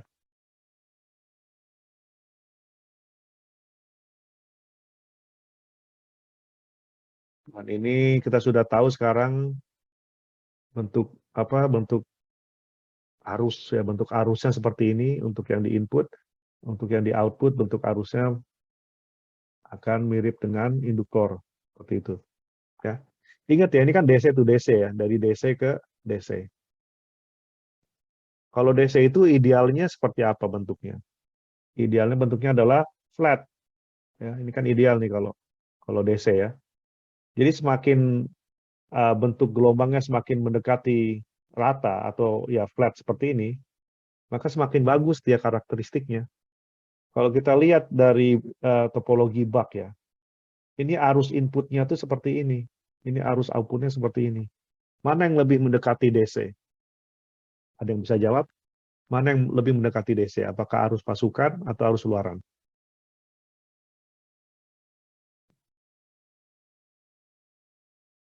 Tidak tahu. Mana yang lebih flat arusnya? Yang lebih flat itu arus masukan atau arus luaran? Arus luaran, Prof. Iya, betul. Kita bisa lihat bahwa arus luaran itu lebih mendekati rata kan, lebih mendekati ke bentuk yang rata. Sementara di arus masukan karena ada saklar, nggak mungkin dia rata dia. Karena saklar ini kan on off ya. Jadi akan terjadi interupsi. Ya, kadang-kadang ada arus, kadang-kadang nggak ada arus, ya kan? Kadang-kadang ada arus lagi, kadang-kadang nggak ada arus, ya kan? Jadi nggak bisa, susah rata kalau di input, ya, karena ada saklar. Ya. Maka dari itu untuk buck ya, input output current karakteristiknya adalah bad, good, ya, bad sama good. Ya. Jadi inputnya bad, outputnya good. Ya. Jadi untuk buck, bad, good. Oke? Nah, ini nanti kita balik lagi ke poin yang ini setelah kita membahas buck boost sama cuk tuh. Ya. Dan implikasinya apa kalau karakteristik dari arusnya itu bad? Implikasinya adalah filter atau kapasitornya. Karena input arus inputnya itu bad, maka kapasitornya itu nanti yang diperlukan akan besar. Kapasitornya big ya. Kalau di luaran ini kan good ya, maka output kapasitor yang diperlukan akan kecil, relatif lah ya. Jadi kalau untuk buck, ya, kalau untuk buck, kapasitansi di input itu nanti akan lebih besar dari kapasitansi di output. Untuk apa daya yang sama dan untuk daya yang sama tentunya ya, seperti itu. Yang lebih penting lagi kalau dia bad berarti input filter, kalau nanti dipasang filter itu akan lebih apa namanya, worse lah ya, is worse than output filter. Ya. Jadi kalau dipasang filter di input, filternya ini akan bekerja keras nih, karena arusnya itu ya seperti itu. Kadang-kadang ada, kadang-kadang nggak ada. Jadi filternya nanti harus bekerja lebih keras kalau dibandingkan dengan di output. Kalau di output kan kalau kita pasang filter di output, tiap saat selalu ada arus kan tuh, selalu ada arus tuh. Jadi kerjaannya nggak begitu berat ya. Oke. Oke, jadi sekali lagi untuk buck, inputnya jelek, outputnya bagus ya, untuk apa, arus ya. Oke, sekarang kita beralih ke boost atau step up. Oke, ini saya akan bahas dengan cepat ya, seperti saya bilang tadi. Oke, boost converter. Bentuknya seperti apa? Rangkaiannya seperti ini, topologinya. Boost itu inputnya itu adalah induktor, ya. Outputnya itu adalah dioda, sementara di tengah-tengah itu ada saklar seperti ini. Ya. Oke, nah ini seperti ini bentuknya dan tentunya kita akan tambah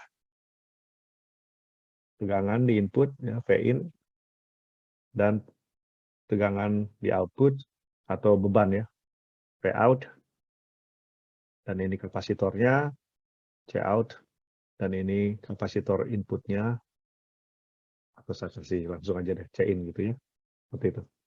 Oke, nah sama dengan buck, saya akan langsung saja turunkan transfer function-nya ya, jadi Vout over Vin, seperti itu.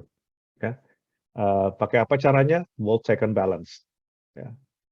Volt second balance states that VL on, T on, tambah VL off, T off, sama dengan 0. Ya kan?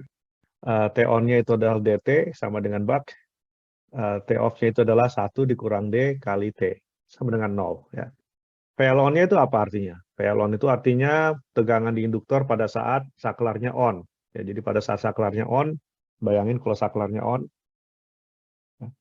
kalau saklarnya on, ya berarti di sini adalah plus, di sini 0 ya. Jadi dari sini kita tahu bahwa di node yang ini itu 0 volt, ya karena grounded, ya kan. Nah di bagian luaran ini ada positif nih, positif di sini. Jadi kalau kita lihat diodanya, anoda dari dioda itu 0, VA-nya itu 0, sementara katodanya plus. Kalau seperti ini berarti diodanya off, ya kan? Karena VA lebih kecil dari VK, ya. Karena anode voltage lebih kecil dari cathode voltage, makanya diodanya off, ya. Jadi ini off nih, seperti ini. Pada saat saklarnya on, diodanya off. Dari sini kelihatan ya dengan jelas pada saat saklarnya on berarti tidak ada hubungan antara sumber tegangan dan dengan luaran ya, dengan apa? Dengan beban. Ini saya hapus aja dulu ini ya. C-nya saya hapus supaya lebih gampang lihatnya. Ya.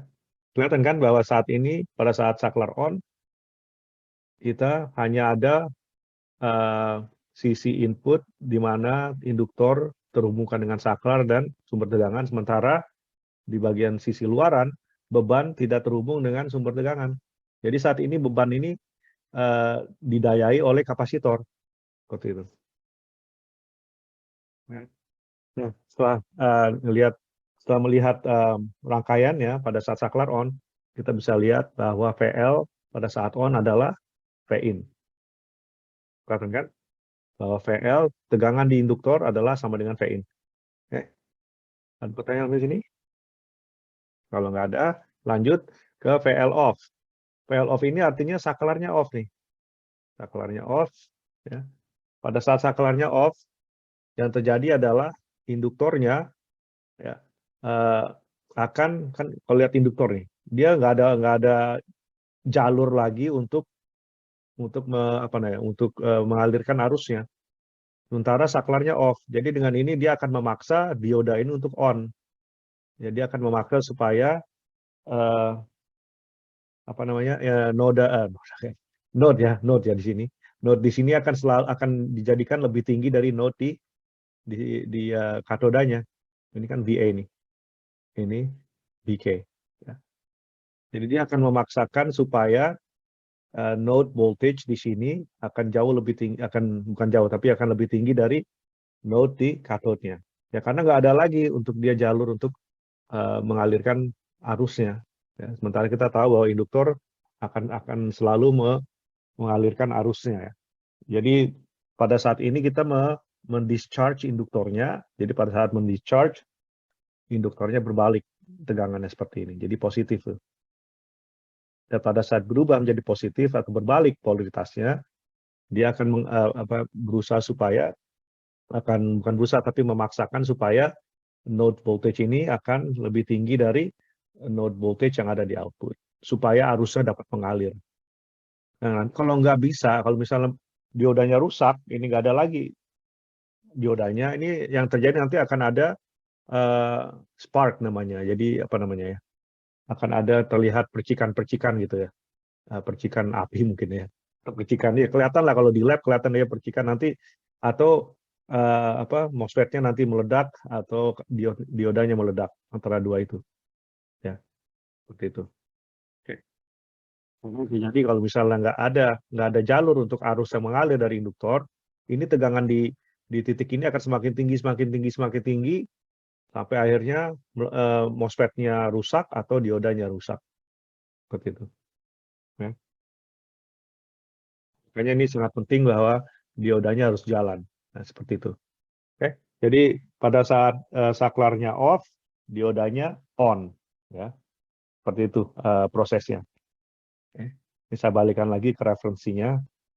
Nah, sekarang kita bisa lihat ada koneksi antara sumber tegangan ke beban. Jadi pada saat ini yang terjadi adalah induktornya akan melepaskan energinya melalui dioda dan akan memberikan sebagian dari energinya ke kapasitor dan sebagian dari energinya ke beban. Seperti itu. Nah, sekarang tegangan di induktor berapa? Tegangan di induktor kalau kita lihat ya V-in ini nih, kita lihat aja lingkaran yang ini, KVL ya. Kita bisa lihat bahwa tegangan di induktor tidak lain adalah V-in dikurang V-out.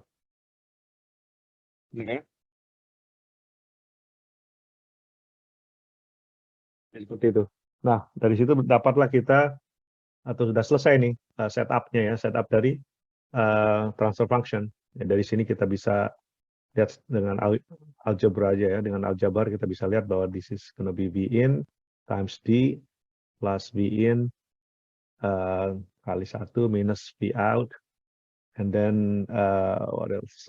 V in minus D, V in times D, and plus V out times D gitu ya, sama dengan 0.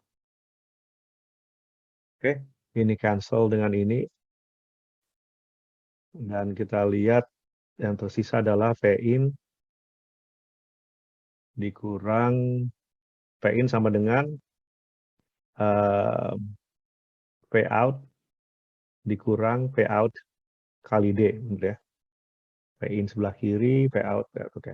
Nah ini dari sini kita lihat V-in sama dengan V-out 1 dikurang D. Nah, dari sini kita dapat V-out over V-in yang kita cari itu sama dengan 1 dibagi 1 kurang D.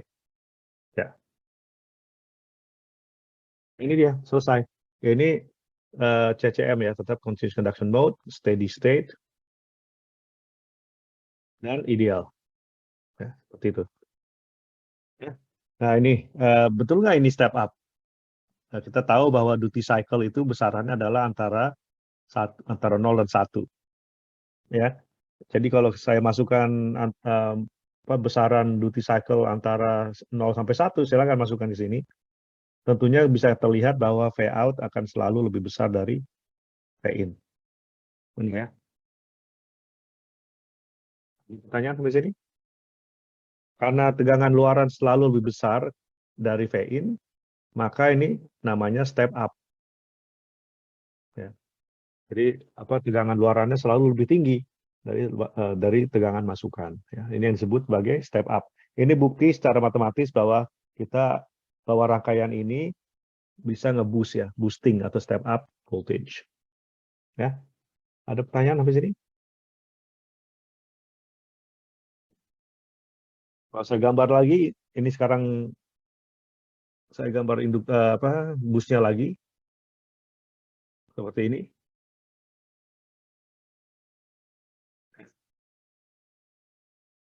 Dan saya tanya nih, silakan dijawab ya.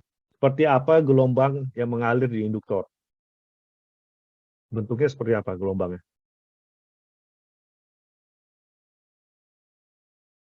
Bisa jawab? Segitiga bukan, Bro? Tuh, sama dengan sebelumnya, sama dengan bak, dia segitiga, persis sama. Ya. Nah, ini buktinya seperti apa? Buktinya dengan slope-nya, jadi slope-nya itu di ILDT. Ya, jadi saya turunkan di sini. Nah ini inductor current waveform. Ya, pakai VL sama dengan L di ILDT. Ya, nanti yang kita cari adalah di ILDT, karena ini slope kan, ini adalah slope. Jadi slope-nya itu sama dengan V in dibagi L untuk yang on. Jadi pada saat dia on, saklarnya on, slope-nya itu adalah V in dibagi L. V in itu kan positif, L itu positif. Jadi positif dibagi positif sama dengan positif ya. Dan dua-duanya konstan. Ya, makanya ini dia. Positif-positif jadi konstan. Makanya bentuknya pada saat saklarnya on, dia garis lurus saja dan naik ya. Pada saat dia off, saklarnya off, sama juga DILDT-nya. Nah ini pada saat dia off nih, DILDT-nya itu sama dengan L, ini dia, DILDT-nya sama dengan VL dibagi L. VL-nya adalah VN dikurang V out. Ya kan? VN dikurang V out sama dengan L. Nah ini kita tahu karena ini boost kan ya. Karena dia boost, makanya V in itu lebih kecil dari V out. Karena dia boost kan. Berarti V in dikurang V out itu harusnya negatif. Sementara L positif kan. Induktansi selalu positif. Jadi negatif dibagi positif tentu hasilnya adalah negatif. Dan dua-duanya konstan nih. Ya, konstan dibagi konstan. Sama dengan negatif konstan. Ya, gimana cara kita menggambar gelombang yang slope-nya itu adalah negatif konstan atau konstan negatif, ya lurus, garis lurus seperti ini, cuma dia turun ya. Maka jadilah segitiga juga sama dengan bak, nggak berbeda ya. Oke. Nah, kalau saya tanya bentuk gelombang yang ada di saklar, tahu nggak bentuknya seperti apa? Sama di dioda. Ada yang bisa jawab?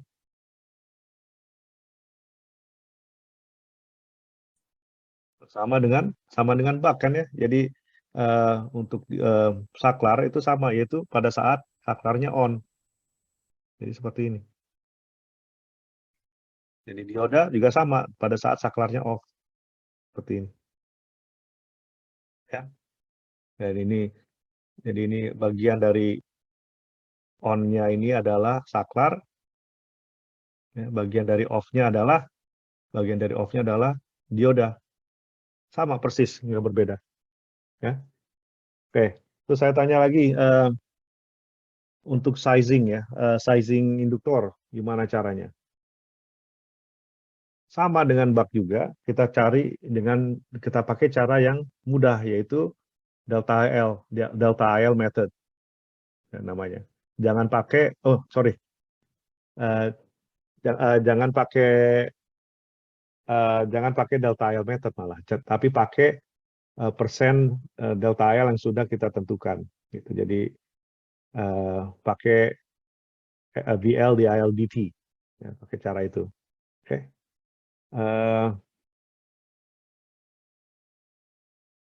Ini apa nih? Cara mencari induktor current. Oke. Cara mencari besaran rata-rata dari induktor di sini. Harusnya gimana cara mencari rata-rata? Ya, karena dia berada di sisi input, maka IL average itu sama dengan I in average. Ya. Karena dia di input kan, seperti ini. Kan I in. Jadi I in sama dengan IL. Ya. Nah, kita tahu kalau misalnya P out sama dengan P in, ya kan? Ini kan efisiensinya 1 ya, karena ideal. Maka P in adalah P in dikali I in, gitu kan? Maka dari sini kita tahu I in tidak lain adalah P out dibagi P in. Nah, ini dapat nih persamaan rata-rata dari IL average. Sekali lagi karena IL average sama dengan I in average sendiri adalah P out dibagi V in, maka IL average juga sama P out dibagi V in. Itu. Ya. Oke, kenapa perlu kita tahu IL average? Karena nanti kalau kita memilih besaran, memilih rating dari saklar, arus di saklar dan arus di dioda, maka kita pakai persamaan yang sama dengan buck, yaitu I switch average sama dengan IL average dikali D. Sama I diode average sama dengan IL average dikali 1 dikurang D. Ya, kalau di buck, IL average itu sama dengan I out average. Tapi kalau di boost, IL average itu sama dengan I in average. Ya, I in average adalah P out dibagi V in. Itu bedanya ya. Itu pentingnya. Ya.